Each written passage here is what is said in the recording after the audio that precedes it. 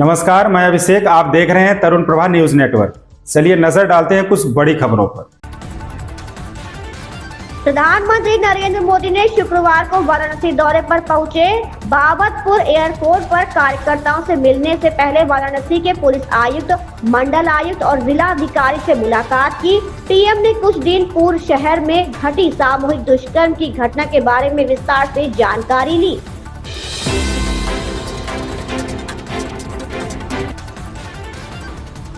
राहुल गांधी ने कहा कि 2024 के लोकसभा चुनाव के बाद पीएम मोदी ने जोर शोर से रोजगार प्रोत्साहन योजना की घोषणा की थी। लगभग एक साल बाद भी सरकार ने इस पर कुछ नहीं किया। कांग्रेस नेता राहुल गांधी ने शुक्रवार को रोजगार प्रोत्साहन योजना को लेकर प्रधानमंत्री मोदी से सवाल पूछा। राहुल गांधी ने कहा कि पीएम मोदी रोज नए नारे गढ़ते हैं, लेकिन युवा अब भी वास्तविक अवसरों का इंतजार कर रहा है।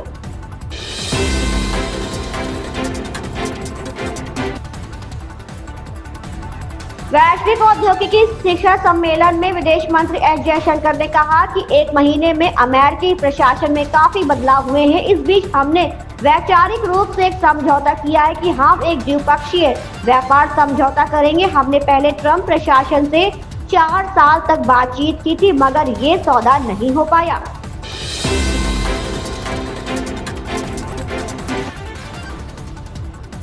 पश्चिम बंगाल विधानसभा में विपक्ष के नेता और भाजपा विधायक शुभेंदु अधिकारी ने मंगलवार को मालदा जिले के हिंसा प्रभावित मोथाबाड़ी इलाके का दौरा किया। इससे पहले अधिकारी ने दावा किया था कि हिंदू समुदाय की लगभग 86 दुकानों और घरों को लूटकर नष्ट कर दिया गया है और वे वहां पीड़ित परिवारों से मिलने जा रहे हैं।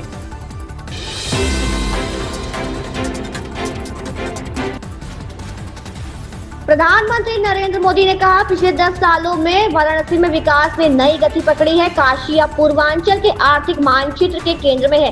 कनेक्टिविटी को बढ़ावा देने वाली अनेक बुनियादी परियोजनाएं, हर घर तक नल का जल पहुंचाना, शिक्षा, स्वास्थ्य सेवा, खेल सुविधाओं का विस्तार तथा हर क्षेत्र, हर परिवार, हर नौजवान को बेहतर सुविधाएं देने का संकल्प आज उद्घाटन की गई इन परियोजनाओं से आसान और सुगम होगा तथा विकसित पूर्वांचल की दिशा में मील का पत्थर साबित होगा।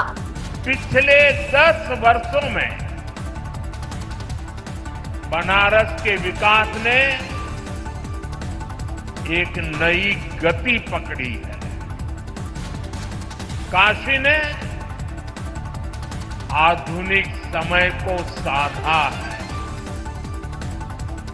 विरासत को संजोया है और भविष्य को उज्जवल बनाने की दिशा में मजबूत कदम रखे हैं।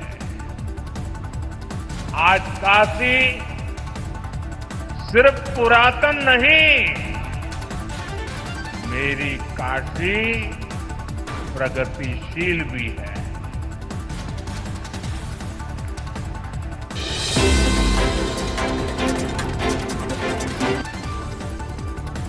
तहव्वुर राणा के भारत प्रत्यर्पण के बाद प्रधानमंत्री मोदी का साल 2011 का एक पुराना ट्वीट वायरल हो रहा है। दरअसल उस ट्वीट में पीएम मोदी ने तत्कालीन यूपीए पर निशाना साधा था। दरअसल उस समय अमेरिका ने तहव्वुर राणा को मुंबई हमले के आरोप से मुक्त कर दिया था।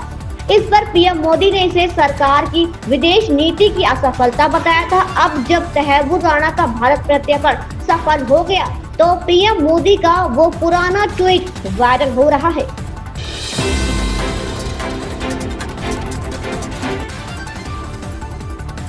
ठाणे जिले के डोंबिवली में एक ऑटो रिक्शा चालक द्वारा दिव्यांग महिला यात्री का यौन उत्पीड़न करने का मामला सामने आया है। फिलहाल इस आरोप में ऑटो रिक्शा चालक को गिरफ्तार किया गया है। तिलक नगर पुलिस थाने के अधिकारी ने बताया कि घटना 7 अप्रैल को हुई थी, जब 30 वर्षीय पीड़िता सोनारपाड़ा में अपने रिश्तेदार के घर जाने के लिए ऑटो रिक्शा में बैठी थी।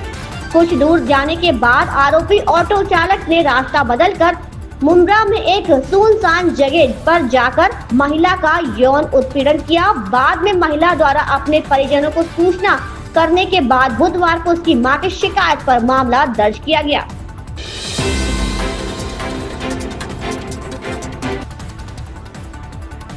भाजपा के राष्ट्रीय प्रवक्ता शहजाद पूनावाला ने कहा, कर्नाटक सरकार भ्रष्टाचार का पर्याय बन गई है। हमने मुख्यमंत्री के करीबी कांग्रेस पार्टी के एक विधायक बसवराव राय रेड्डी को ये कहते हुए देखा है कि कांग्रेस के शासन में कर्नाटक भ्रष्टाचार में नंबर 1 बन गया है और अब कर्नाटक राज्य ठेकेदार संघ कह रहा है कि बहुत भ्रष्टाचार है। मंत्रियों के बेटे सौदों के लिए पैसे ले रहे हैं। कर्नाटक के उप मुख्यमंत्री DK शिव कुमार और अन्य मंत्रियों के कार्यालय में पैसे लेने वाले अदृश्य हाथ है। कर्नाटक सरकार लूट और घोटाले की सरकार बन गई है।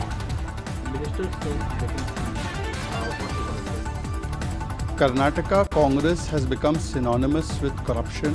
Congress equals corruption. Just recently we have seen one MLA of Congress, Basuraj Rai Reddy, close to the Chief Minister, saying Karnataka has become number 1 in corruption under Congress.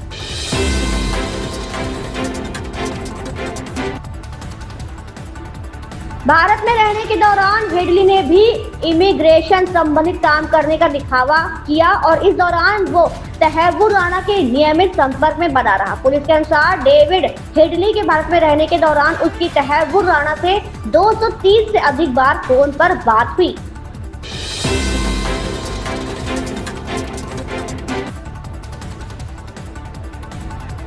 ठेकेदारों के भुगतान में हो रही मनमानी, कर्नाटक कॉन्ट्रैक्टर्स संघ ने लिखा सीएम को पत्र में। मंजूनाथन ने लिखा कि ठेकेदारों को भुगतान नहीं हो रहा और सिर्फ प्रभावशाली ठेकेदारों को ही पैसा मिल रहा है। मंजूनाथ ने सवाल किया कि ऐसे में बाकी ठेकेदार कैसे अपना गुजारा करेंगे। कर्नाटक स्टेट कॉन्ट्रैक्टर्स एसोसिएशन के अध्यक्ष R मंजूनाथ ने मुख्यमंत्री सिद्धारमैया को पत्र लिखा है कि इस पत्र में मंजूनाथ ने आरोप लगाया कि ठेकेदारों को सरकारी विभागों द्वारा भुगतान में मनमानी की जा रही है। उन्होंने मांग की है ठेकेदारों को वरिष्ठता के आधार पर भुगतान किया जाए।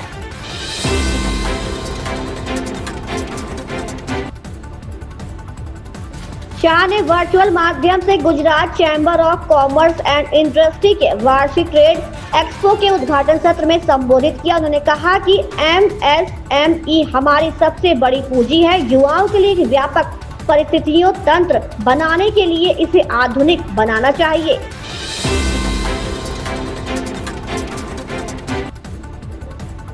देहरादून परिसीमन को लेकर दक्षिण भारत के 5 राज्यों के मुख्यमंत्रियों की गोलबंदी के बाद उत्तराखंड में भी इस मुद्दे पर सुगबुगाहट है। हालांकि अभी परिसीमन आयोग का गठन नहीं हुआ और पहले जनगणना होनी है, इसलिए इससे अभी काफी वक्त है। लेकिन दक्षिण भारत में इतर हिमालयी राज्य उत्तराखंड की अपनी चिंताएं हैं।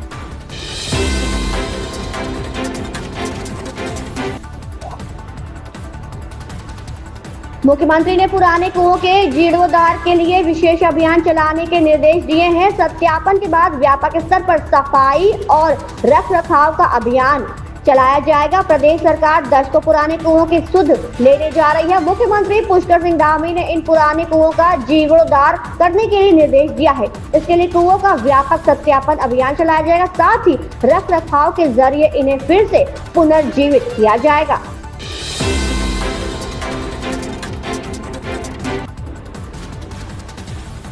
उपराज्यपाल मनोज सिन्हा ने आतंकवादियों से संबंध रखने के आरोपी जम्मू कश्मीर सरकार के 2 कर्मचारियों को वीरवार को बर्खास्त कर दिया। बर्खास्त किए गए कर्मियों में पुलिस विभाग का सहायक वायरलेस ऑपरेटर बशारत अहमद मीर और लोक निर्माण विभाग का वरिष्ठ सहायक इश्तियाक अहमद मलिक शामिल है।